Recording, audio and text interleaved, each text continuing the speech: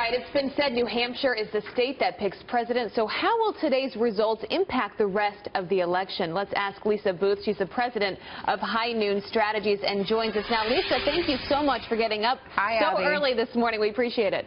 Thanks for having me. I appreciate it. All right, a big day today in New Hampshire. Talk to us about how New Hampshire is different than Iowa. You look at how this shakes out. 44% independent voters coming out of New Hampshire. That looks awfully different than Iowa.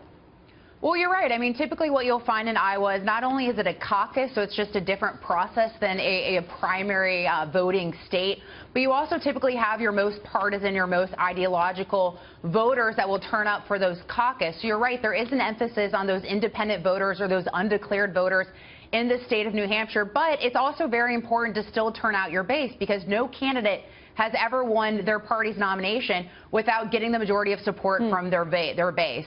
And the issues that the voters care about in New Hampshire, what are the top issues for them, and what are the qualities that they're most looking for in the candidates? Well, unlike Iowa, you typically see, the majority of the voters or a plurality of caucus goers there consider themselves evangelical Christians, where in New Hampshire you have a little bit more of an independent bent, a little bit more of a moderate bent. But fiscal issues are still very important there. So you might see a candidate like Donald Trump or a candidate like John Kasich do a little bit better in a state like New Hampshire than they would in Iowa, or specifically for someone like John Kasich. So you just have a little bit of a different voter who's heading to the polls with a different mindset than you would in a state like Iowa. Well, and the big story that will come out of tonight is momentum. Who has the momentum coming out of New Hampshire that can then go on to South Carolina? Who do you see coming out with the most momentum from tonight? Well, it's tough to say right now. New Hampshire, the primary polls have typically been off. It's very difficult to sort of identify those undeclared voters and to see which way that they're going to go.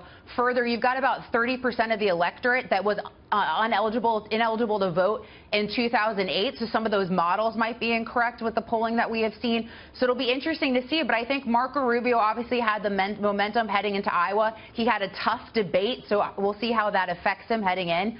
Donald Trump has obviously been leading the polls, and so he's probably in good shape there. And then Ted Cruz is also going to see momentum heading in off of his Iowa win. That being said, John Kasich has had a presence in the state and has been hitting the state hard. So it's going to be a toss-up here, I think. So yeah, we'll be biting our nails waiting to see. Absolutely. Lisa Boothe, thanks so much for being with us. We appreciate it. Thank you so much.